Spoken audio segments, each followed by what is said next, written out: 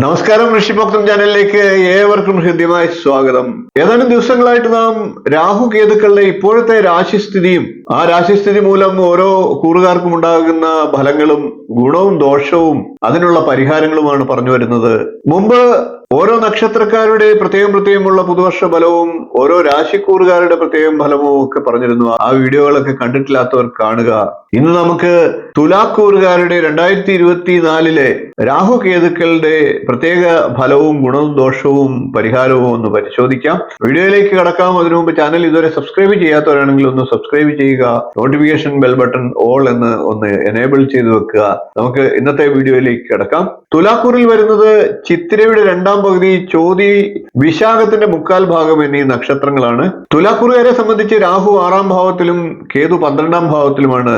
രാഹുവിന്റെ 6ാം ഭാവത്തിലെ സ്ഥിതി ശത്രുക്കളുടെയൊക്കെ പ്രഭാവത്തെ ഇല്ലാതാക്കുന്നതാണ്. ശത്രുക്കളുടെ ഉപദ്രവങ്ങളൊക്കെ കുറയുന്നതാണ്.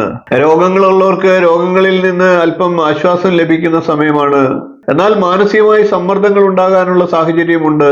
കുടുംബത്തിലും വീട്ടിലും ഒക്കെ ചില അസ്വസ്ഥതകൾ ഉണ്ടായേക്കാം. സുഹൃത്തുക്കളുമായി ചില അഭിപ്രായ വ്യത്യാസങ്ങളൊക്കെ ഉണ്ടാകാനുള്ള സാഹചര്യമുണ്ട്. വിദ്യാർത്ഥികളായിട്ടുള്ള തുലാക്കൂറുകാർക്കും പഠനത്തിൽ അലസതയൊക്കെ ഉണ്ടാകാനുള്ള സാഹചര്യമുണ്ട്.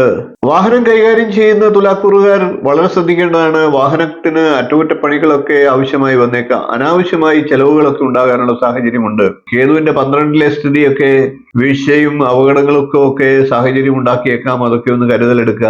ധനപരമായി അനാവശ്യമായിട്ടുള്ള ചെലവുകളും ഉണ്ടായേക്കാം. തുലാക്കൂറുകാരെ സംബന്ധിച്ച് ദാമ്പത്യത്തിൽ അല്പം ക്ലേശങ്ങളൊക്കെ ഉണ്ടായേക്കാം. അതൊക്കെ ശ്രദ്ധയോടുകൂടി മുന്നോട്ട് കൊണ്ടുപോയാൽ, വിട്ടുവീഴ്ചകൾക്കും അനാവശ്യമായിട്ടുള്ള വാഗ്വാദങ്ങളും ഒക്കെ ഒഴിവാക്കി മുന്നോട്ട് പോയാൽ ദാമ്പത്യ ക്ലേശങ്ങളൊക്കെ ഇല്ലാതായി സ്വസ്ഥത നിലനിർത്താൻ സാധിക്കുന്നതുമാണ്. എന്നാൽ രാഹുകേതുക്കളുടെയും മറ്റും ഗ്രഹസ്ഥിതി മൂലം അനാവശ്യമായ പിടിവാശിയൊക്കെ മൂലം ദാമ്പത്യത്തിൽ പ്രശ്നങ്ങൾ ഉണ്ടാകാനുള്ള സാധ്യതയുണ്ട്. അത്തരം കാര്യങ്ങളൊക്കെ ഒന്ന് കരുതലെടുക്കുക.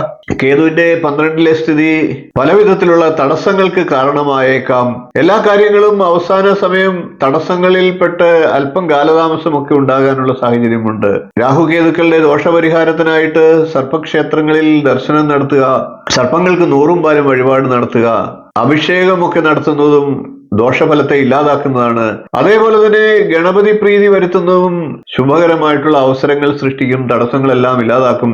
ഗണപതിക്ക് കറുകമാലയും മോദകവും ഒക്കെ സമർപ്പിക്കുന്നത് വിശേഷ ഫലത്തെ നൽകും. കൂടാതെ മഹാലക്ഷ്മി സങ്കല്പത്തിൽ 7 വെള്ളിയാഴ്ചകളിൽ തുടർച്ചയായിട്ട് ദേവീക്ഷേത്രത്തിൽ നെയ്വിളക്ക് കൊളുത്തുന്നതും ദോഷത്തെ ഇല്ലാതാക്കുന്നതാണ്. ഇത്രയും കാര്യങ്ങളാണ് തുലാക്കൂറുകാർ ദോഷപരിഹാരത്തിനായി ചെയ്യേണ്ടത്.